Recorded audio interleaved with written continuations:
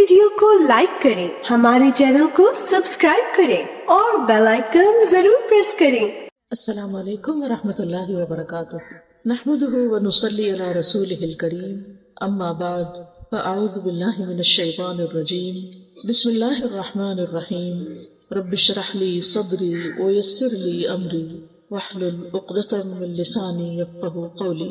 कुरान मजीद की सूरत अल अनाम में अल्लाह ताला फरमाते हैं, वहुवल्लज़ी यतवफ़्फ़ाकुम बिल्लैलि व यअलमु मा जरहतुम बिन्नहार थुम्मा यबअथुकुम फ़ीहि लियुक़दा अजलुम मुसम्मा थुम्मा इलैहि मर्जिउकुम थुम्मा युनब्बिउकुम बिमा कुन्तुम तअमलून वहुवल क़ाहिरु फ़ौक़ इबादिही व युरसिलु अलैकुम हफ़ज़ा हत्ता इज़ा जाअ अहदकुमुल मौतु तवफ़्फ़तहु रुसुलुना व हुम ला युफ़र्रितून थुम्मा रुद्दू इलल्लाहि मौलाहुमुल हक़ अला लहुल हुक्मु व हुवा असरउल हासिबीन। और वही है जो रात को नींद में तुम्हारी रूह कब्ज कर लेता है, और वो जानता है जो तुम दिन के वक्त कमाई करते हो, फिर वो तुम्हें उस दिन में उठाता है ताकि वक्त मुकर्रर पूरा किया जाए, फिर उसी की तरफ तुम्हारा लौटना है, फिर वो तुम्हें बताएगा जो अमल तुम किया करते थे, और वो अपने बंदों पर गालिब है, और वही तुम पर निगहबान फरिश्ते भेजता है, यहाँ तक कि जब तुम में से किसी एक को मौत आती है तो हमारे भेजे हुए उसे फौत करते हैं, और वो कोई कोताही नहीं करते, फिर वो अल्लाह की तरफ लौटाए जाते हैं जो उनका हकीकी मौला है। खबरदार, उसी के लिए फैसला करने का इख्तियार है, और वो सबसे ज्यादा जल्द हिसाब लेने वाला है। इन आयात में आप देख रहे हैं कि अल्लाह सुब्हानहू तआला ने पहले हर इंसान के सोने और जागने का जिक्र किया है, फिर मरने और फिर मरकर जीने का जिक्र है। तो हर रोज हम ये एक्सपीरियंस करते हैं। यानी नबी सल्लल्लाहु अलैहि वसल्लम ने जब लोगों को आकर ये बताया कि तुम मरने के बाद दोबारा उठाए जाओगे, तो उन्हें यकीन ना आया। उन्होंने कहा कि ये कैसे मुमकिन है कि मरने के बाद हम फिर उठाए जाएं, बस मर गए तो खत्म हो गए। मा हिया इल्ला हयातुन दुनिया नमूतु व नहया, जिंदगी तो बस दुनिया की जिंदगी है, हम जीते हैं, हम मरते हैं, बस खत्म हो जाते हैं। तो उन लोगों का आखिरत पर यकीन नहीं था, तो उनको समझाया गया किस चीज से, हर रोज के सोने और जागने के अमल से, कि किस तरह इंसान हर रोज रात को सो जाता है, अल्लाह ताला उसकी एक रूह कब्ज करते हैं, फिर वो सुबह जाग उठता है। तो ऐसे ही होगा कि मौत के बाद इंसान सो जाएगा और फिर क़यामत के दिन दोबारा उठेगा। जैसे रोजाना सोने के बाद उठना कुछ मुश्किल काम नहीं, तो अल्लाह सुब्हानहू तआला के लिए मौत के बाद किसी को जिंदा करना, दोबारा जगाना, उठाना कुछ मुश्किल काम नहीं, और ये काम अल्लाह सुब्हानहू तआला के लिए बहुत आसान है। अल्लाह सुब्हानहू तआला रोजाना इसी तरह इंसानों के साथ तसर्रुफ करते हैं ताकि वो अपनी मुकर्रर मुद्दत पूरी कर लें। यानी जितनी जिंदगी उनकी लिखी हुई है इस दुनिया में, जितना उनको रहना है उतना वो रह जाएं, और फिर जब उनकी मुद्दत पूरी हो जाती है, उनका वक्त खत्म हो जाता है, तो फरिश्ते आकर उनकी रूह कब्ज कर लेते हैं। और फरिश्ते अल्लाह ताला का हुक्म मानने में कुछ भी देर नहीं करते, जरा लम्हे के लिए भी कोताही नहीं करते, और जिस वक्त जिसकी मौत लिखी होती है उस वक्त उसको दुनिया से ले जाते हैं, और फिर अल्लाह सुब्हानहू तआला ही की तरफ सबकी वापसी है। इसीलिए जब कोई फौत हो जाता है तो हम क्या कहते हैं, इन्ना लिल्लाहि व इन्ना इलैहि राजिऊन, कि बेशक हम भी अल्लाह के लिए हैं और हम उसी की तरफ वापस जाने वाले हैं। हम भी लौट कर जाने वाले हैं, हम भी पलटने वाले हैं, जहाँ से आए हैं वहीं वापस जाएंगे, और ये वापसी यकीनी है। तो यहाँ पर जो आयत में लफ्ज आया है, वहुवल्लज़ी यतवफ़्फ़ाकुम बिल्लैल, वो जो तुम्हें रात के वक्त फौत कर देता है। तवफ़्फ़ी का मतलब होता है किसी चीज को पूरा ले लेना, तो हकीकत में इसका इतलाक मौत पर होता है, लेकिन मजाजी मानों में नींद के लिए भी, क्योंकि नींद जो है वो मौत की बहन है, नींद मौत से मिलती जुलती चीज है। तो अल्लाह सुब्हानहू तआला रात को नींद की हालत में तुम्हारी जानों को ले लेता है, यानी इंसान के अंदर से एक रूह निकल जाती है। इसीलिए आप देखें कि बाज़ औक़ात जो ख्वाब हम देखते हैं उसमें हम किसी दूसरे मुल्क में होते हैं, मरे हुए इंसानों से मुलाकात कर रहे होते हैं, बाज़ औक़ात कोई हमें मैसेज दे रहा होता है जो मर चुका होता है। आज इस सुबह एक खातून ने मुझे मैसेज किया कि मेरे दामाद की एक्सीडेंट में डेथ हुई है, और वो 4 दफा मुझे ख्वाब में आके एक ही बात कहता है, और जब वो बात कह देता है तो उसके बाद यकया खौफ से मेरी आंख खुल जाती है। तो आप बताएं कि इसका हम करें क्या। तो मैंने कहा कि पहले आप मुझे ये बताएं वो क्या कहता है। کہتے وہ کہتا ہے کہ آپ میری امی سے جا کے کہیں کہ میرے ساتھ ایسا سلوک نہ کریں، میں ان کا بیٹا ہوں، میں انہی کا بیٹا ہوں، اور وہ میرے ساتھ ایسے نہیں کریں۔ اب کیسے نہیں کرے؟ تو میں نے کہا کہ اس سے تو یہی اشارہ ملتا ہے کہ ماں کسی بات پر اس سے خفا تھی جب وہ فوت ہوا ہے، ناراض تھی، اور شاید اس ناراضگی کا کچھ اثر ابھی تک دل میں باقی ہے۔ تو ظاہر ہے کہ اگر کوئی شخص فوت ہو جاتا ہے اور اس کی ماں اس سے ناراض ہے تو پھر خیر نہیں، پھر کچھ نہ کچھ آگے اس کی پکڑ ہے، کتنی ہو تو اللہ ہی بہتر جانتا ہے۔ لہٰذا دنیا میں انسانوں کے ساتھ ہمیں اپنے معاملات صاف کر لینے چاہیے۔ ہمیں نہیں پتا کہ ہماری موت کب آ جائے گی، ہم کب دنیا سے چلے جائیں گے، اور اس بات سے تو بہت ڈرنا چاہیے کہ ہماری وجہ سے ہماری ماں روئے، ہمارے کسی سلوک پر، ہمارے کسی رویے پر، ہمارے کسی طریقے پر، ہماری کسی عادت پر، تو ماں کو رلانا نہیں چاہیے۔ ایک مرتبہ نبی صلی اللہ علیہ وسلم کے پاس ایک شخص آیا اور کہنے لگا کہ میں آپ کے ساتھ ہجرت اور جہاد کرنا چاہتا ہوں۔ آپ نے پوچھا تم نے اپنے ماں باپ کو کس حال میں چھوڑا؟ تو وہ بولا کہ وہ رو رہے تھے، کیونکہ میں ایک ہی تھا ان کی خدمت کرنے کے لیے، تو وہ رو رہے تھے۔ آپ نے فرمایا تم واپس جاؤ، فَفِيهِمَا فَجَاهِدْ، انہی میں جا کے جہاد کرو، انہیں ان کی خدمت کرو، اور جس طرح تم انہیں رلا کے آئے ہو ایسے ہی جا کر تم انہیں ہنساؤ۔ تو ہم میں سے ہر ایک کا یہ فرض بنتا ہے کہ وہ اپنے ماں باپ کے ساتھ حسن سلوک کرے اور ماں باپ کو خوش رکھے۔ اگر کسی بات پر ماں باپ کے ساتھ اختلاف بھی ہو تو بھی اس اختلاف کو جلد ختم کر لینا چاہیے۔ بعض اوقات ماں باپ ایسی باتیں کہتے ہیں جو ہمیں پسند نہیں ہوتی، یا ایسی بات کہتے ہیں جو ہمارے لیے ماننی بہت مشکل ہوتی ہے، لیکن پھر بھی اس میں آپس میں بات چیت کر کے کوئی نہ کوئی اس کا حل، کوئی نہ کوئی اس کا راستہ ضرور نکالنا چاہیے۔ اور اس حال میں موت ہرگز نہیں آنی چاہیے کہ ماں باپ ناراض ہوں، وہ دونوں یا کوئی ایک۔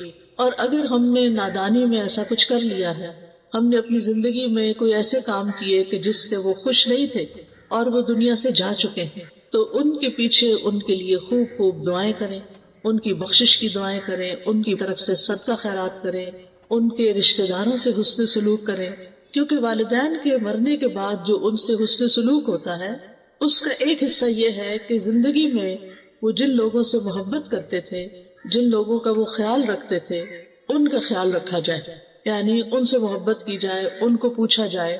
بعض اوقات تو اپنے بہن بھائیوں کو، رشتہ داروں کو جو مالی لحاظ سے کمزور ہیں، ان کی کچھ مال سے مدد کرتے تھے، اور اگر اللہ ہمیں توفیق دے تو اپنے والدین کے ان رشتہ داروں کی مالی مدد جاری رکھنی چاہیے۔ اسی طرح اگر وہ کسی خاص موقع پر کوئی صدقہ خیرات کرتے تھے تو وہ صدقہ خیرات ان کی طرف سے جاری رہنا چاہیے جب تک ہم زندہ ہیں۔ پھر ہمارے بعد ہماری اولاد تو جو بھی کرے گی، لیکن ہم اپنے والدین کی لیگیسی کو آگے لے کے بڑھنے والے ہیں۔ حضرت عمر رضی اللہ عنہ کے ایک بیٹے تھے عبداللہ بن عمر، جو نبی صلی اللہ علیہ وسلم کی ہر معاملے میں بہت اتباع کیا کرتے تھے، بہت پیروی کرتے تھے۔ تو ایک بار وہ حج پہ جا رہے تھے، ان کا طریقہ یہ تھا کہ جب حج پہ جاتے تھے تو اونٹ کے ساتھ ساتھ اپنا گدھا بھی رکھتے تھے۔ آپ کو معلوم ہے کہ اونٹ کی سواری تھکا دینے والی ہوتی ہے، اور جب وہ اونٹ پر بیٹھے بیٹھے تھک جاتے تھے تو پھر گدھے کو سواری کے لیے استعمال کرتے تھے۔ اور راستے میں چونکہ مٹی گرد بہت ہوتی تھی تو وہ اپنے سر پہ پگڑی پہنتے تھے۔ اب وہ جا رہے تھے تو راستے میں ایک بدو ملا، تو اس سے ملاقات کی، تو پتہ چلا کہ یہ حضرت عمر کے دوست کا بیٹا ہے۔ تو انہوں نے اپنا گدھا بھی اور اپنی پگڑی دونوں ان کو دے دی۔ تو حضرت عبداللہ بن عمر کے ساتھی کہنے لگے کہ آپ نے تو دونوں چیزیں اس کے حوالے کر دی، آپ کا سفر کیسے گزرے گا؟ تو کہنے لگے کہ یہ میرے والد عمر کے دوست کا بیٹا تھا، تو مجھے خیال آیا کہ میں اس کے ساتھ حسن سلوک کروں، کیونکہ اس کا باپ میرے باپ کا دوست تھا۔ تو ہمارا دین کہاں تک ہمیں خیر خواہی اور خیال رکھنے اور رشتوں کو نبھانے اور تعلقات کو نبھانے کا حکم دیتا ہے۔ اور یہ صحابہ کرام تھے جن کے دلوں میں دنیا کی محبت نہیں تھی، اپنے لیے کم ہی کچھ بچا کے رکھتے تھے، دینے والے تھے۔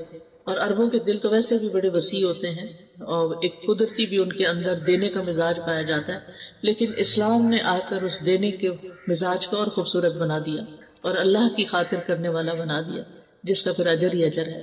تو بات میں یہ کر رہی تھی کہ بعض اوقات نیند کے وقت انسان خواب میں ایسی ایسی جگہوں پر پہنچ جاتا ہے، حالانکہ فزیکلی وہ بستر پر ہوتا ہے، تو وہ دراصل اس کی روح ہوتی ہے، اور وہ روح سے ملاقات کر سکتی ہے، یعنی گھوم پھر کے اور پچھلے فوت شدہ لوگوں سے یا زندہ لوگوں سے یا کچھ بھی. تو یہ اللہ تعالیٰ کا ایک ایسا نظام ہے، اللہ تعالیٰ کی قدرت کا ایک ایسا مظہر ہے جسے ہم سب ایکسپیرینس کرتے ہیں. اور اس سے پتہ چلتا ہے کہ اللہ سبحانہ تعالیٰ وہ کام کرتا ہے جو بندے نہیں کر سکتے. یعنی اللہ تعالیٰ اگر روح لے جائے اور واپس نہ کرے تو کوئی بندہ اس روح کو ڈال نہیں سکتا، اور اگر اللہ تعالیٰ کسی کو بچانا چاہے تو کوئی کسی کو مار نہیں سکتا. وہ اس کی حفاظت کے لیے کوئی بھی رستہ نکال دے گا. لہٰذا ہماری زندگیوں میں بہت سی ایسی چیزیں ہو جاتی ہیں جن کے بعد ایک سوالیہ نشان رہ جاتا ہے کہ ایسا کیوں ہوا. تو بات یہ ہے کہ یہ تقدیر کا ایک حصہ تھا، اللہ کا فیصلہ تھا جو پورا ہو گیا. اس کے پیچھے کیا حکمت تھی، کیا بہتری تھی، بعض اوقات ہمیں سمجھ میں نہیں آتا، لیکن اللہ سبحانہ وتعالیٰ ہر چیز کا علم رکھتا ہے. قد احاط اللہ بکل شیء علما. اللہ تعالیٰ نے اپنے علم کے ساتھ ہر چیز کا احاطہ کر رکھا ہے. ماضی، حال، مستقبل سب جانتا ہے. کس انسان کے فائدے میں کیا چیز ہے اور نقصان میں کیا چیز ہے، کس کی موت جلدی آنی چاہیے اور کس کی موت تاخیر سے ہونی چاہیے. اس کا علم اللہ تعالیٰ کو زیادہ ہے. لہٰذا کبھی بھی انسان کو اللہ کے فیصلوں پر ناراض نہیں ہونا چاہیے، بلکہ اللہ تعالیٰ کے فیصلوں کو خوش دلی سے قبول کرنا چاہیے کہ رضیت باللہ ربا، میں اللہ کے رب ہونے پہ راضی ہوں. وہی پیدا کرتا ہے، وہی موت دیتا ہے، وہی رزق دیتا ہے، وہی امتحان لیتا ہے، سب کچھ اسی کے قبضہ قدرت میں ہے. پھر اس آیت میں فرمایا وَيَعْلَمُ مَا جَرَحْتُمْ بِالنَّهَارِ، اور وہ جانتا ہے جو تم دن میں مختلف کام کرتے رہتے ہو. جرح کا لفظی مطلب ہوتا ہے زندہ چیز کی جلد، اسکن جو ہوتی ہے، اور چمڑے کو کسی تیز دھار چیز کے ساتھ پھاڑ دینا، جیسے چھری، تلوار، ناخن، کچلی والے دانت، ان کے ذریعے اسکن کو کاٹنا جرح کہلاتا ہے. اسی لیے زخم کے لیے لفظ جرح استعمال ہوتا ہے اور زخمی کو مجروح کہتے ہیں. اردو میں بھی یہ لفظ استعمال ہوتا ہے مجروح. تو یہاں مراد اس سے ما جرحتم کا مطلب یہ نہیں کہ جو تم چیرتے پاڑتے ہو، بلکہ مطلب یہ ہے کہ جو کام تم اپنے ہاتھ سے یا زبان سے کرتے جاتے ہو. یعنی بعض اوقات انسان کے ہاتھ بھی دوسروں کو تکلیف دیتے ہیں اور بعض اوقات زبان تو مجروح زخمی کر ہی دیتی ہے دوسروں کو. یعنی جس قسم کے بھی تم کام کرتے ہو وہ سارے اللہ کے علم میں ہیں. ثم یبعثکم فیہ لیقضی اجل مسمی، پھر وہ تمہیں نیند کی حالت میں فوت کرنے کے بعد دن میں اس نیند سے جگا دیتا ہے تاکہ ہر شخص اپنی وہ عمر پوری کر لے جو اللہ کے علم میں اس کے لیے مقرر کی گئی ہے، اس دنیا میں اس کے لیے مقدر کی گئی ہے. تو اللہ سبحانہ و تعالیٰ نے انسانوں کی تقدیر زمین آسمان کی پیدائش سے بھی 50,000 سال پہلے لکھی. یہ اس کا علم تھا کہ وہ کیا پیدا کرنے والا ہے، اس کو پہلے سے پتا تھا، اور وہ پیدا ہونے کے بعد کیا کرے گا، یعنی کون سی چیز کیسی ہوگی، یہ بھی اس کے علم میں تھا. ایک پتا بھی گرتا ہے تو وہ اللہ کے علم میں ہوتا ہے. تو بعض اوقات میں جب کسی درخت کو دیکھتی ہوں تو حیران ہو جاتی ہوں کہ اس کے پتوں کا ہم احاطہ نہیں کر سکتے. صرف ایک درخت، یعنی کچھ درخت اتنے گھنے ہوتے ہیں جیسے بیری کا درخت ہے یا اور بھی کئی درخت ہوتے ہیں، ٹالی وغیرہ ہوتی ہے، کہ اگر ہم ان کو گننا چاہیں نا تو ہمارے دل لگ جائیں ان کو، اور پھر بھی شاید غلطی کر جائیں. اور یہ سارے جھڑتے ہیں اور پھر زمین میں گل مل جاتے ہیں، پھر نئے پتے آ جاتے، سال تک یہی کچھ ہوتا رہا. یہ سب کچھ اللہ کو پہلے سے پتا تھا کہ یہ درخت فلاں جگہ لگے گا اور اس پر ہر سال اتنے پتے آئیں گے، اس درخت کی عمر اتنے سال. ہمیں نہیں پتا ہوتا کب یہ درخت جل جائے، ختم ہو جائے، لیکن اللہ کو پتا ہے. ایسے ہی انسانوں کے بارے میں ہمیں نہیں پتا ہوتا کب کس دن کس کی موت کا وقت لکھا ہے اور وہ آ جائے، لیکن اللہ کو پتا ہوتا ہے. تو یہ اللہ تعالیٰ کا علم ہے. اور یہاں سے یہ بات بھی پتہ چلتی ہے کہ موت کا وقت مقرر ہے، وہ آگے پیچھے نہیں کیا جا سکتا. ہاں یہ ضرور ہو سکتا ہے کہ کچھ اعمال جو ہیں انسان کی زندگی میں برکت پیدا کرتے ہیں اور تھوڑے وقت میں انسان بہت کچھ کر کے چلا جاتا ہے اس دنیا سے. لیکن یہ بات یاد رکھنی چاہیے، نمبر ایک یہ کہ ہم یہاں ہمیشہ رہ نہیں سکتے اس دنیا میں، ہمیں یہاں سے جانا ہی جانا ہے، یعنی ہم میں سے ہر ایک پر موت آنی ہے. اور دوسری بات یہ ہے کہ موت کے بعد اللہ کے پاس جانا ہے، اللہ کو منہ دکھانا ہے. ثم الیہ مرجعکم، یعنی تمہارا اس دنیا میں اپنی زندگی کے پورا ہو جانے کے بعد اکیلے اللہ کی طرف لوٹ جانا ہے. ٹھیک ہے، لوٹ جانا ہے، پھر کیا ہوگا؟ ثم ینبئکم، پھر وہ تمہیں بتائے گا بما کنتم تعملون، جو کچھ تم کرتے رہے. ہم میں سے ہر ایک کو سوچنا چاہیے وہ کیا کر رہا ہے اپنی زندگی کے، کیا وہ جو کچھ کر رہا ہے وہ اللہ تعالیٰ کی پسند کے مطابق ہے یا اللہ تعالیٰ کی ناراضگی کے مطابق. ہم بعض اوقات بڑے اچھے کام کر رہے ہوتے ہیں لیکن اس سے ہمارے دل میں کبھی بھی یہ خیال نہیں آیا کہ یہ ہم اللہ کو خوش کرنے کے لیے کر رہے ہیں. ہم کر رہے ہیں کیونکہ ہمیں اچھے لگتے ہیں وہ کام، ہمارے دل کو اچھے لگتے ہیں، ہمارے نفس کے مطابق ہوتے ہیں، ہمارے پیشن ہوتے ہیں، وہ اس لیے ہم کر رہے ہوتے ہیں. لیکن ہم میں سے ہر ایک کو سوچنا چاہیے کہ جو کچھ بھی وہ کر رہا ہے وہ کس کے لیے کر رہا ہے اور اس کا بدلہ وہ کس سے چاہتا ہے. ثم ينبئكم بما كنتم تعملون. اب یہ جو بتایا جائے گا نا تو اس سے پتہ چلتا ہے کہ ہم میں سے ہر ایک اپنا نامہ اعمال دیکھے گا، اور جب دیکھے گا تو پکار اٹھے گا ما لهذا الكتاب لا يغادر صغيرة ولا كبيرة الا احصاها. اس کتاب کو کیا ہو گیا ہے کہ اس نے نہ کوئی چھوٹی بات چھوڑی ہے نہ کوئی بڑی، مگر اس کو گن گن کے لکھ لیا ہے، شمار کر لیا ہے. مثلاً اگر ایک انسان کو جھوٹ بولنے کی عادت ہے اور وہ زندگی میں 1000 جھوٹ بولتا ہے تو صرف جھوٹ نہیں لکھے ہوں گے بلکہ جھوٹوں کی تعداد بھی لکھی ہوئی ہوگی، کتنے 1000 جھوٹ بولے اس شخص نے. اور اسی طرح باقی اعمال بھی، اتنی رکعتیں اس نے پڑھی، اتنے قرآن کے حرف پڑھے، کیونکہ ہر حرف پہ 10 نیکیاں ملنے والی ہیں تو وہ حروف بھی گنے ہوئے ہوں گے. ایک ایک ذرہ جو ہے اس کا بدلہ ہے. قرآن مجید میں آتا ہے ان اللہ لا یظلم مثقال ذرۃ وان تک حسنۃ یضاعفها وَيُؤْتِ مِن لَّدُنْهُ أَجْرًا عَظِیمًا. اللہ کسی جان پر ایک ذرے جتنا بھی ظلم نہیں کرتا، ایک ڈاٹ جتنا، ڈاٹ بھی بڑا ہوتا ہے، ذرہ اس سے بھی چھوٹا ہوتا ہے، اور اگر وہ ذرہ نیکی کا ہو تو اس کو وہ کئی گنا زیادہ بڑھا دیتا ہے، ملٹیپلائی کر دیتا ہے اور اپنے پاس سے اجر عظیم عطا کرتا ہے.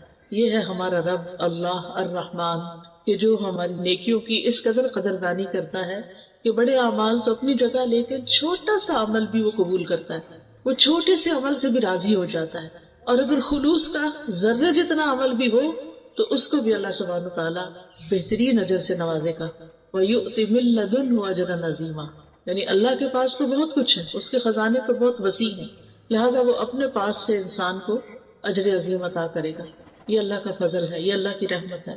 حلال کمائی میں سے ایک لقمہ جو انسان اللہ کے راستے میں خرچ کرتا ہے، اللہ سبحانہ وتعالیٰ اس کو اپنے دائیں ہاتھ سے قبول کرتا ہے، دائیں ہاتھ میں لیتا ہے، پھر اس کو بڑھاتا ہے، بڑھاتا ہے، بڑھاتا ہے، حتیٰ کہ ایک لقمہ احد پہاڑ جتنا بڑا ہو جاتا ہے. آپ میں سے کسی نے احد پہاڑ دیکھا ہوگا، تقریباً 12 میل تک اس کی رینج ہے اور بہت ہیوی قسم کا پہاڑ ہے، بھاری قسم کا.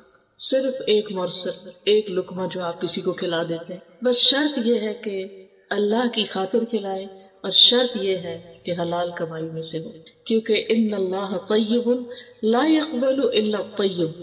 اللہ تعالیٰ پاک ہے اور وہ پاک چیز کے علاوہ قبول ہی نہیں کرتا.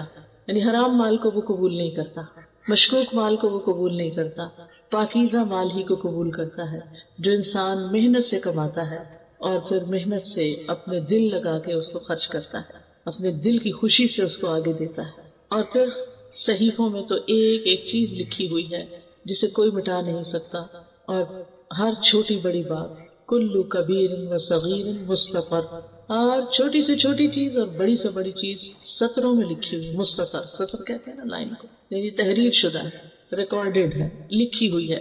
اللہ تعالیٰ فرماتے ہیں سورۃ المجادلہ میں احصاہ اللہ ونسوہ. اللہ نے انہیں گن گن کر رکھا ہے جبکہ وہ اسے بھول چکے. انسان اپنے اعمال کر کے بھول جاتا ہے، زبان سے باتیں نکال کے بھول جاتا ہے، اپنے رویوں کو فراموش کر دیتا ہے، لیکن اللہ سبحانہ وتعالیٰ اس کو نہیں بھولتا. وَهُوَ الْقَاهِرُ فَوْقَ عِبَادِهِ، اور وہ اپنے بندوں کے اوپر غالب ہے، قاہر ہے. امام راضی کہتے ہیں اس قہر کے کئی معنی ہیں. ایک معنی ہے کہ اللہ تعالیٰ اس طرح غالب ہے کہ ایک چیز کو عدم سے وجود میں لے آتا ہے، یعنی he makes something out of nothing. تو عدم سے وجود میں لانے والا صرف وہ ہے. ہم انسان جو کچھ بناتے ہیں وہ اللہ کے بنائے ہوئے چیزوں کو مولڈ کرتے رہتے ہیں، اسی کو ڈھالتے ہیں، مختلف شکلوں میں ان کو بنا لیتے ہیں، اپنے پاس سے کچھ نہیں کر سکتے کہ کوئی چیز سرے سے ہے ہی نہیں اور ہم اس کو ایجاد کر لیں. دوسرا یہ ہے کہ جو چیزیں موجود ہیں ان کو وہ فنا کرنے پر بھی غالب ہے، یعنی نہیں تو بنانے پہ قادر ہے اور ہے تو اس کو ملیامیٹ کرنے پر بھی قادر ہے. اور پھر تیسری چیز یہ ہے کہ متضاد چیزوں کو پیدا کرتا ہے، یعنی رات اور دن اور اسی طرح بہت ساری چیزیں. اور چوتھی بات یہ کہ وہ اپنے فیصلوں کو نافذ کرنے پہ قادر ہے، یعنی جو اس نے ڈیسائیڈ کیا ہو وہ اس کو کر لیتا ہے. یعنی انما امرہ اذا اراد شیئا ان یقول له کن فیکون. اس کو صرف کن کہنے کی ضرورت ہوتی ہے. 4 چیزوں کو اس نے اپنے ہاتھ سے بنایا، باقی سب کن کہہ کے بنایا. وہ 4 چیزیں کون سی ہیں؟ قلم، آدم علیہ السلام، جنت عدن اور عرش الہی، اور باقی چیزیں کن کہتے ہیں۔ ان چار چیزوں کو اللہ نے بڑی عزت بخشی ہے۔ قلم کو عزت دی ہے، عرش کو عزت دی ہے، آدم علیہ السلام کو عزت دی ہے، اور جنت عدن کو عزت دی ہے۔ پھر فرمایا وَيُرْسِلُ عَلَيْكُمْ حَفَظًا، وہ تم پر نگران بھیجتا ہے، یعنی فرشتے۔ حفاظت کے فرشتوں کی دو قسمیں ہیں، ایک وہ ہیں جو ہمارے جسم کی حفاظت پر مامور ہیں، بدن کی حفاظت کرتے ہیں اور اس کو گھیرے ہوئے ہوتے ہیں، اس سے شیطان کی تکلیفوں کو دور کرتے ہیں۔ سورۃ الرعد میں آتا ہے لَهُ مُعَقِّبَاتٌ مِّن بَيْنِ يَدَيْهِ وَمِن خَلْفِهِ يَحْفَظُونَهُ مِنْ أَمْرِ اللَّهِ، اس کے لیے اس کے سامنے سے اور اس کے پیچھے سے پہرے دار مقرر ہیں جو اللہ کے حکم سے اس کی حفاظت کرتے ہیں۔ يَحْفَظُونَهُ مِنْ أَمْرِ اللَّهِ، یعنی من امر اللہ سے مراد بِأَمْرِ اللَّهِ، اللہ کے حکم کے ساتھ۔ دوسرے وہ فرشتے ہیں جو انسان کے اعمال کی حفاظت پر مامور ہیں، یعنی جو ایک ایک حرکت اور ایک ایک کام پر نگاہ رکھتے ہیں اور ہر ایکشن، ہر چیز کا پورا ریکارڈ مینٹین کر رہے ہیں۔ جیسے کہ اللہ تعالیٰ فرماتے ہیں ام یحسبون انا لا نسمع سرهم ونجواهم بلا ورسلنا لدیہم یکتبون، کیا وہ سمجھتے ہیں کہ ہم ان کے راز اور ان کی سرگوشیاں نہیں سنتے؟ یعنی یہ جو چھپ چھپ کے باتیں کرتے ہیں ہمیں نہیں پتا؟ کیوں نہیں، ہمارے بھیجے ہوئے فرشتے ان کے پاس ہی لکھتے رہتے ہیں۔ ہم سمجھتے کوئی نہیں سن رہا، ہم دائیں دیکھتے ہیں، بائیں دیکھتے ہیں، اوپر نیچے دیکھتے ہیں، کوئی نہیں اب بات کر لو، نہیں، فرشتے تو کہیں نہیں جاتے، وہ تو ادھر بیٹھے ہوتے ہیں۔ آپ شروع کرتے ہیں لکھ کے یا بول کے یا وسپر کر کے، وہ ساتھ ہی لکھنا شروع کر دیتے ہیں اور ریکارڈ کر لیتے ہیں۔ لہٰذا انسان کہیں بھی محفوظ نہیں ہے کہ وہ کہیں چھپ جائے یا اللہ سے بھاگ جائے۔ بھاگ کے دکھائے نہیں بھاگ سکتے، جانا تو اسی کے پاس ہے۔ کوئی موت سے نہیں بھاگ سکتا، کوئی اللہ تعالیٰ کے حضور حاضر ہونے سے نہیں بھاگ سکتا۔ جو بھاگے گا اس کو پکڑ کر اللہ کے حضور حاضر کر دیا جائے گا۔ اور ان فرشتوں کو حافظین بھی کہا گیا ہے، وَإِنَّ عَلَيْكُمْ لَحَافِظِينَ كِرَامًا كَاتِبِينَ يَعْلَمُونَ مَا تَفْعَلُونَ، اور بے شک تم پر یقیناً نگران مقرر ہیں جو معزز لکھنے والے ہیں، وہ جانتے ہیں جو کچھ تم کرتے، ان کو سب پتا ہے، تمہارے کھلے چھپے ہر چیز کا انہیں علم ہے۔ اب سوال یہ پیدا ہوتا ہے کہ اللہ تعالیٰ نے فرشتوں کے ذریعے نامہ اعمال کیوں لکھوایا ہے؟ یعنی اللہ تعالیٰ کو اگر خود ہی پتا ہے تو پھر فرشتوں سے کیوں لکھوایا ہے؟ اس میں بندوں کے لیے شفقت اور نرمی ہے، کیونکہ جب ان کو پتا ہوگا کہ اللہ تعالیٰ خود نگرانی کر رہے ہیں اور پھر یہ کہ فرشتے بھی لکھ رہے ہیں اور ان کا نامہ اعمال تیار کر رہے ہیں، اور یہ نامہ اعمال قیامت کے دن سب لوگوں کے سامنے انہیں پیش کیا جائے گا، یا دائیں ہاتھ میں دیا جائے گا یا بائیں ہاتھ میں دیا جائے گا، تو یہ اللہ تعالیٰ کی مہربانی ہے کہ پہلے سے ہی بتا دیا گیا ہے، اور اس طرح وہ اپنے اس نامہ اعمال کی حفاظت کرتے ہیں کہ یہ سب کے سامنے آ جائے گا تو اس کی بہت سخت شرمندگی ہوگی، تو مجھے اپنے ظاہر اور باطن کو ایک کر لینا چاہیے۔ یہ نہیں کہ میرے دو روپ ہوں، ڈبل فیس ہو، میں لوگوں کے سامنے کچھ ہوں، میں تنہائی میں کچھ ہوں، میں اپنوں میں کچھ اور ہوں اور کسی اور کے سامنے اور ہوں، اپنے گھر میں کچھ اور ہوں اور باہر کچھ اور ہوں۔ نہیں، انسان انسان ہی رہے اور لوگوں سے زیادہ اپنے رب سے ڈرنے والا ہو۔ پھر فرمایا حَتَّى إِذَا جَاءَ أَحَدَكُمُ الْمَوْتُ تَوَفَّتْهُ رُسُلُنَا، یہاں تک کہ جب ان میں سے کسی کی موت کا وقت آ جاتا ہے تو ہمارے فرشتے جو اس سلسلے میں مقرر ہیں وہ اس کو پورا پورا لے لیتے ہیں۔ یعنی یہ جو کراون کاتبین ہیں یہ زندگی کی مدت ختم ہونے تک بس حفاظت کرتے ہیں، اور جب مدت ختم ہو جاتی ہے تو دوسرے فرشتے آ جاتے ہیں، ڈیوٹی چینج ہو جاتی ہے، یہ فرشتے چلے جاتے ہیں ہمیشہ کے لیے واپس، اور وہ فرشتے آتے ہیں جنہیں انسان کو فوت کرنے کا کام دیا گیا، وہ فوراً حاضر ہو جاتے ہیں، اور ان کا سردار ملک الموت کہلاتا ہے۔ جب موت کا وقت آتا ہے تو فرشتے دور تک حد نگاہ نظر آنے لگتے ہیں انسان۔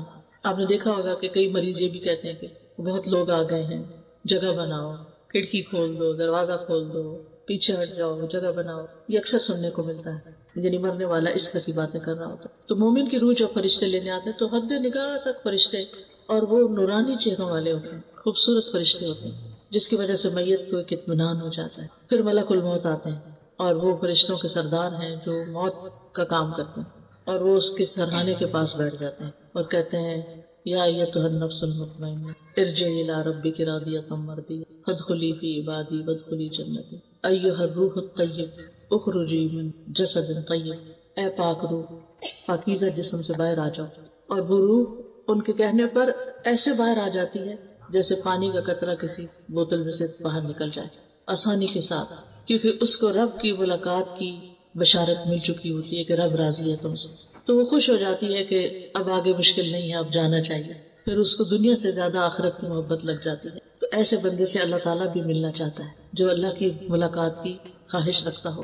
ابن عباس کہتے ہیں کہ بہت سے فرشتے ملک الموت کے معاون ہیں، لہٰذا جو ہی روح نکلتی ہے تو ملک الموت روح نکال کے لے کے فوراً فرشتوں کے حوالے کر دیتے ہیں۔ پھر وہ جو نیک شخص ہوتا ہے اس کے لیے جنت سے کفن آتا ہے، روح کے لیے الگ کفن ہوتا ہے، اور جنت کی خوشبو حنوت بھی لاتے ہیں، اس کا نام حنوت ہے، حانون واو توئے، تو وہ اس خوشبودار کفن میں اس کی روح لپیٹتے ہیں اور اس کو لے جاتے ہیں فوراً، یعنی فرشتے اس کو لے کے آگے چل پڑتے آسمانوں کی طرف جاتے ہیں۔ جہاں جہاں سے فرشتے گزرتے ہیں اس روح کو لے کر، تو فرشتوں کا کوئی بھی گروہ جو راستے میں نظر آتا ہے وہ پوچھتا ہے کہ یہ کون پاکیزہ روح ہے، یعنی اس کی خوشبو کی وجہ سے اور اس کے احترام کی وجہ سے تو پتہ چلتا ہے کہ یہ تو فلاں جو دنیا میں اس کا سب سے اچھا نام تھا، عزت سے جس نام سے اس کو بلایا جاتا تھا اس نام کے ساتھ بتایا جاتا ہے کہ فلاں کی روح جا رہی، حتیٰ کہ وہ پہلے آسمان تک پہنچتی ہے، پھر وہ دروازہ کھٹکھٹاتے ہیں، پھر وہ پوچھتے ہیں کہ کون ہے، تو بتایا جاتا ہے کہ فلاں کی روح ہے، پھر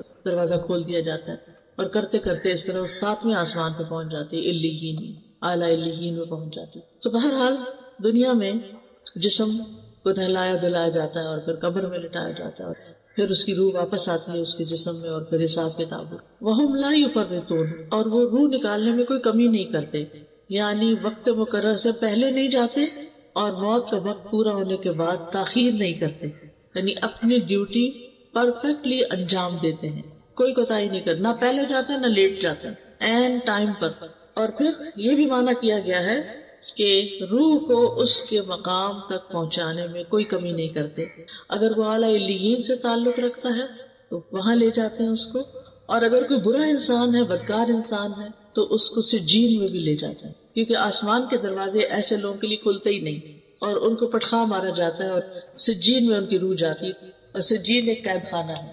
سجین کے بارے میں عام طور پر لوگوں کے اندر غلط فہمی پائی جاتی ہے، اس میں ہم دیکھتے ہیں کہ علماء جو ہیں سجین کے 2 معنی کرتے ہیں، ایک تو وہ جو قرآن مجید میں آتا ہے کلا ان کتاب الابرار لفی علیین، اور پھر اسی طرح لفی سجین جو برے لوگوں کا نام اعمال ہے۔ اس کا معنی کیا ہے کہ فجار کے برعکس نیک لوگوں کی کتاب یا نامہ اعمال جو ہے وہ علیین میں رکھا جاتا ہے۔ قال الاعمش عن شمر بن عطیہ عن ہلال بن یساف قال سأل ابن عباس کعبا، ابن عباس نے کعب رضی اللہ عنہ سے سوال کیا، وَأَنَا حاضر، اور میں اس وقت وہاں خود موجود تھا، ان سجین، سجین کے بارے میں، قال هي الارض السابعة، کہ یہ 7ویں زمین ہے، وفيها ارواح الكفار، اور اس میں کفار کی روحیں ہوتی ہیں، وسأله عن علیین، اور ان سے علیین کے بارے میں بھی پوچھا، فقال هي السماء السابعة، تو انہوں نے کہا کہ یہ 7واں آسمان ہے، وفيها ارواح المؤمنین، اور اس میں مومنوں کی روحیں ہیں، وهكذا قال غیر واحد ان السماء سابعة، کہ وہ 7ویں آسمان میں ہے، یعنی علیین کہاں ہے؟ 7ویں آسمان میں، اور وہاں علیین ایک طرح سے سمجھو جنت ہی ہے۔ اب وہاں پر پہنچ کر ثم ردوا الی اللہ مولاہم الحق، پھر وہ اپنے حقیقی مولا، سچے مولا، اصل مولا یعنی اللہ سبحانہ وتعالیٰ کی طرف لوٹا دیے جاتے ہیں۔ کیوں؟ تاکہ ان کا حساب لیا جائے، تاکہ وہ قیامت کے دن جزا سزا پا سکیں۔ مولا جو ہے اس کا معنی ہوتا ہے جو لوگوں کے سارے امور اور معاملات کا ذمہ دار ہوتا ہے، یعنی جو گھر والوں کو ان کے کاموں میں اسسٹ کر رہا ہوتا ہے۔ تو حقیقی مولا جو ہے وہ اللہ سبحانہ وتعالیٰ ہی ہے۔ الا لہ الحکم وہو اسرع الحاسبین، خبردار حکم اسی کے لیے ہے اور وہ سب سے جلد حساب لینے والا ہے، یعنی ساری مخلوق کو یک بارگی اٹھا کے سب سے اکٹھا حساب بھی لے سکتا ہے، اس کے لیے کچھ مشکل نہیں۔ تو ان آیات سے یہ پتہ چلتا ہے کہ اللہ تعالیٰ اپنی تمام مخلوقات کی حرکات و سکنات کا احاطہ کیے ہوئے ہے۔ پھر یہ کہ سونا اور جاگنا اللہ کی بنائی ہوئی آخرت کی یاد دلاتا ہے، اور یہ یاد آنی چاہیے۔ پھر یہ کہ ہمیں موت کی تیاری کرنی چاہیے، موت کو یاد رکھنا چاہیے، ہر نماز میں اپنی موت کو یاد رکھیں، اس سے نماز میں خشوع و خضوع آئے گا۔ پھر موت کی حقیقت پہچاننے کے لیے دوسری مصیبتیں ہلکی ہو جاتی ہیں، اور کسی کی موت کی خبر سن کے اپنی موت کے بارے میں ضرور سوچیں، یہ نہ سوچیں کہ ہمارا تو اس سے تعلق کوئی نہیں، وہ تو دوسرا خاندان ہے اور اس کو کووڈ-19 کی ویکسین سوٹ نہیں کی، لہٰذا اس پر تو یہ مسئلہ ہو گیا اور ایسے فوت ہو گیا تو ہماری تو ابھی نہیں باری۔ نہیں، کسی کو نہیں پتا کون لائن کے کس نمبر پر ہے.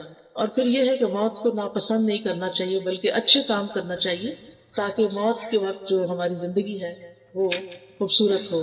کیونکہ ہر ایک نے مرنا ہے، موت کا فرشتہ بھی مقرر ہے، موت سے فرار ممکن نہیں، موت سے کوئی بھی بچنے والا نہیں. یعنی کوئی یہ نہیں کہہ سکتا کہ میں بچ جاؤں گا، بلا میں نے دوائی ایجاد کر لیا اور وہ کھا لوں گا اور کبھی موت نہیں آئے گی مجھ پر، ایسا نہیں ہو سکتا. پھر یہ کہ موت کا وقت اور جگہ بھی مقرر ہے. پھر یہ بھی یاد رکھنا چاہیے کہ موت کی سختیاں بھی ہیں. کلا اذا بلغت التراقی وقیل من راق وظن انہ الفراق والتفت الساق بالساق. ہرگز نہیں وہ وقت یاد کرو جب جان ہنسلیوں تک پہنچ جائے گی اور کہا جائے گا ہے کوئی دم کرنے والا، دم جھاڑ کرنے والا، اور وہ یقین کر لے گا کہ یقیناً جدائی کا وقت آ گیا ہے. پنڈلی پنڈلی کے ساتھ لپٹ جائے گی، اس دن تیرے رب ہی کی طرف روانگی کا وقت. انبیاء علیہ السلام کو بھی موت کی شدت محسوس ہوئی تھی. اب یہ ہے کہ اگر کوئی اپنے قریبی لوگوں میں سے فوت ہو جائے تو کیا کرنا چاہیے؟ خبر سنتے ہی پہلے الفاظ انا للہ و انا الیہ راجعون پڑھنے چاہیے. پھر اس شخص کے لیے دعا کرنی چاہیے، لواحقین کے لیے دعا کرنی چاہیے. زبان سے رب کو راضی کرنے والے کلمات ہی کہنے چاہیے. یعنی ایسی باتیں نہیں کرنی چاہیے کہ جس سے اللہ تعالیٰ ناراض ہو. اللہ کی ناراضگی کے جملے نہیں بولتے. اللہ سبحانہ وتعالیٰ کی تعریف کرنی چاہیے، صبر کرنا چاہیے. حدیث میں آتا ہے کہ صدمے کی پہلی چوٹ پر صبر کرنا. یعنی اصل صبر کیا ہے؟ جب چوٹ لگے تو اس وقت صبر کرے انسان. یہ نہیں کہ پہلے رونا دھونا مچا لے، چیخ چلا لے، پھر بعد میں کہ میں نے اب صبر کر لیا. وہ تو سب کو ہی آ جاتا ہے. یہ یاد رکھنا چاہیے کہ صبر کرنے سے اجر مل جائے گا. انما یوفی الصابرون اجرہم بغیر حساب. اور بے صبری کرنے سے کچھ بھی نہیں ملے گا، بلکہ اگر بے صبری میں اللہ تعالیٰ کی ناراضگی کے کلمات منہ سے نکل گئے تو الٹا شامت آ جائے گی. پھر یہ کہ ایک دوسرے کو صبر کی تلقین کرنی چاہیے. غم کے موقع پہ جزا فضا نہیں کرنی چاہیے، نوحہ نہیں کرنا چاہیے. پھر میت کے پاس خیر والے کلمات بولیں، اس کی خوبیوں کا ذکر کریں، اس کی اچھی صفات کا ذکر کریں، کیونکہ وہ اس کے حق میں لکھے جاتے ہیں. اور اگر اس کے بارے میں بری باتیں کی جائے تو وہ بھی لکھی جاتی ہیں جن پر اس کو سزا ہو سکتی ہے. پھر جلد کفنانے دفنانے کا انتظام کرنا چاہیے. میت کے اوپر اگر قرض ہو پہلے اس کا قرض ادا کر دیا جائے. پھر قریبی رشتہ داروں کو میت کا غسل دینا چاہیے، بیری کے پانی سے. سفید اور اچھا کفن پہنانا چاہیے، ریشمی نہیں، کاٹن کا ہو. پھر جو میت کو کفن پہنائے اللہ سبحانہ تعالیٰ اسے قیامت کے دن سندس کا لباس پہنائے گا. جو خرچہ کرے گا وہ پہنائے گا اپنی طرف سے. پھر یہ کہ عورتوں کو جنازے کے ساتھ نہیں جانا چاہیے. پھر دفنانے کے بعد رک کے میت کی بخشش کی دعا کرنی چاہیے. اور رشتہ داروں کو تو بعد میں ہر روز خود اپنی نمازوں کے بعد دعا کر لینی چاہیے، کیونکہ میت کو سب سے زیادہ بخشش کی دعا چاہیے ہوتی ہے. حدیث میں آتا ہے نبی صلی اللہ علیہ وسلم جب میت کو دفن کر کے فارغ ہو جاتے تو اس کی قبر پر رکتے اور فرماتے اپنے بھائی کے لیے استغفار کرو. پھر اولاد کی دعا جو ہے وہ والد کے حق میں قبول ہوتی ہے. اولاد کی دعا میت کی یعنی اپنے والدین کی درجات کی بلندی کا باعث بھی ہوتی ہے. 3 اعمال کے علاوہ باقی اعمال کے سلسلے ختم ہو جاتے ہیں. صدقہ جاریہ، یا وہ علم جس سے نفع اٹھایا جا رہا ہے، یا وہ نیک اولاد جو اس کے لیے پیچھے سے دعائیں کرے، بس. پھر خیر کا کوئی کام بھی اس کی طرف سے کیا جائے گا تو اس کو ثواب ملے گا انشاءاللہ. پھر میت کی طرف سے صدقہ بھی کرنا چاہیے. اس میں حضرت عائشہ سے روایت ہے کہ ایک آدمی نے پوچھا کہ میری ماں صدقہ کرنا بہت پسند کرتی تھی، اگر میں اس کی طرف سے کروں تو کیا مجھے فائدہ ہوگا؟ تو آپ نے فرمایا ہاں. ابن عباس کہتے ہیں کہ سعد بن عبادہ کی والدہ ان کی غیر موجودگی میں فوت ہوگی. انہوں نے عرض کیا اللہ کے رسول صلی اللہ علیہ وسلم میری والدہ فوت ہو گئی اور میں موجود نہیں تھا، کیا ان کی طرف سے میرا صدقہ کرنا ان کو فائدہ دے گا؟ آپ نے فرمایا ہاں. تو سعد نے کہا میں آپ کو گواہ بناتا ہوں کہ میرا پھلدار باغ ان کی طرف سے صدقہ ہے. پھر میت کے چھٹے ہوئے روزے رکھنے چاہیے جو ان کے وارثین وغیرہ ہوں. پھر میت کی طرف سے ہو ممکن تو حج بھی کیا جائے. اور پھر یہ کہ دعا میں اللہ تعالیٰ نے بہت فائدہ رکھا ہے. دعائیں خوب کرنی چاہیے آخرت کی کامیابی کے لیے، امتحان میں ثابت قدمی کے لیے. کیونکہ انسان جیسے دنیا میں بھی نروس ہو جاتا ہے نا امتحان میں، تو آخرت کا امتحان تو اس سے بھی سخت ہے. تو اللہ تعالیٰ ان لوگوں کو ثابت قدمی عطا فرمائے گا جو نیک باتوں کے ساتھ اس دنیا میں ثابت قدم رہتے ہیں. یثبت اللہ الذین آمنوا بالقول الثابت فی الحیات الدنیا وفی الآخرہ. تو اللہ تعالیٰ سے دعا ہے کہ وہ ہمیں ہدایت کے راستے پر ثابت قدمی عطا فرمائے تاکہ جب ہم اس سے ملیں تو وہ ہم سے راضی ہو جائیں. وآخر دعوانا ان الحمد للہ رب العالمین.